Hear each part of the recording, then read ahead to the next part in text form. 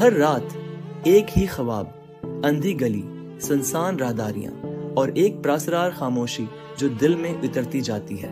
عمر کی آنکھیں بار بار اسی خواب میں کھلتی ہیں، ایک خواب جو خواب نہ رہا، وہ حقیقت بننے جا رہا تھا۔ عمر خواب میں خود کو ایک اندھی گلی میں پاتا ہے، جہاں دور سے کسی بچے کی سسکیاں سنائی دیتی ہیں، جیسے کوئی اسے بلاتا ہو، جیسے وہ گلی خود عمر سے کچھ کہنا چاہتی ہو۔ اس گلی میں ایک پرانا لالٹین جلتا نظر آتا ہے جو ہر رات اسی مقام پر ہوتا ہے، مگر جیسے ہی وہ قریب جاتا ہے سب کچھ دھند میں گم ہو جاتا ہے۔ یہ ہے عمر، کراچی کے ایک گنجان محلے کا رہائشی، بظاہر عام لیکن اندر سے سوالوں کی بھٹی میں جلتا ہوا۔ ماں باپ کے ساتھ سادہ زندگی، مگر خواب غیر معمولی عمر، آہستہ۔ آخر یہ خواب مجھے کیا دکھانا چاہتا ہے؟ کیا یہ محض ایک خیال ہے یا کوئی اشارہ؟ ایک دن اس نے فیصلہ کیا، اس اندھی گلی کو حقیقت میں تلاش کرنے کا۔ دن بھر شہر کی بے شمار گلیوں میں وہ بھٹکتا رہا۔ آخرکار ایک ویران گلی نے اسے روک لیا، بالکل خواب جیسی، وہی خاموشی، وہی لالٹین، وہی سسکیاں۔ گلی کے اختتام پر ایک پرانا مکان، اندر اندھیرا اور پراسرار سکوت، جیسے وقت وہاں رکا ہوا ہو۔ عمر نے ہچکچاتے ہوئے دروازہ کھولا اور قدم اندر رکھا۔ پرانا صندوق مٹی میں لپٹا ہوا، صندوق کے ساتھ ایک پرانا ریڈیو بھی رکھا تھا جو اچانک خود بخود بجنے لگا۔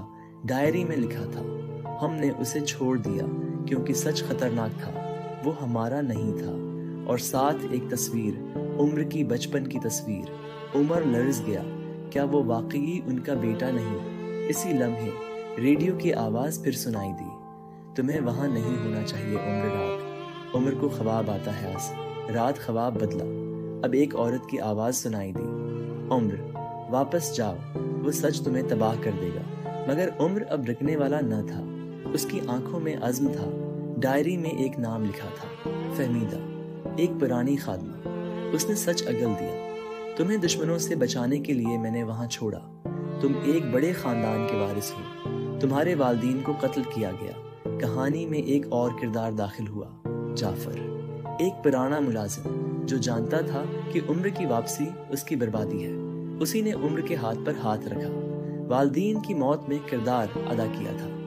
جعفر اب عمر کے ہر قدم پر نظر رکھ رہا تھا۔ ایک رات عمر کی ڈائری غائب ہو گئی، کمرے کی کھڑکی کھلی تھی، ایک سایہ دیوار پر اب کھل کر وار کر رہا تھا، اور عمر کی شناخت خطرے میں تھی۔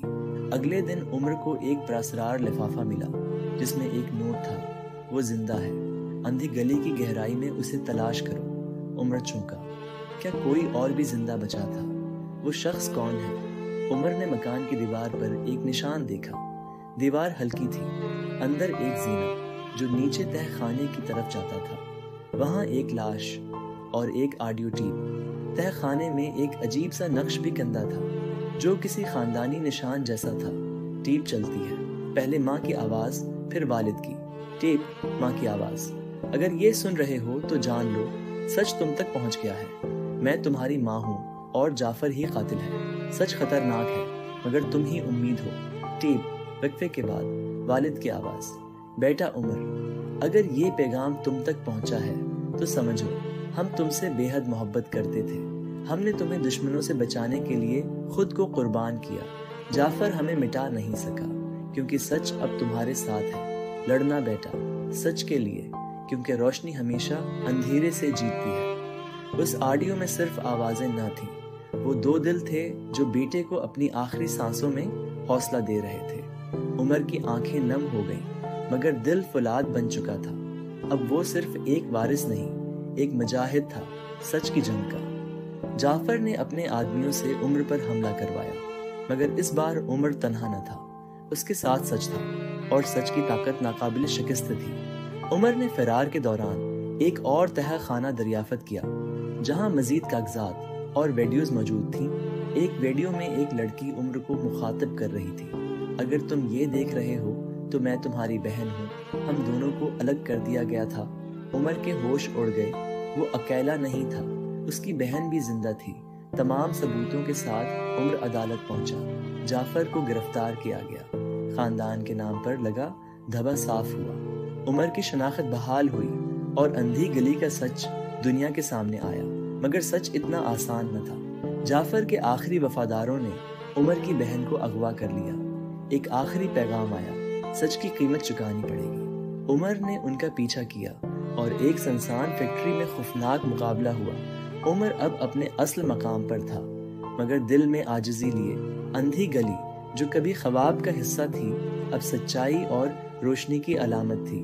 اس نے ایک فلاحی ادارہ قائم کیا جہاں بچوں کو تعلیم دی جاتی ہے، ان بچوں کو جن کا سچ کوئی نہیں سنتا۔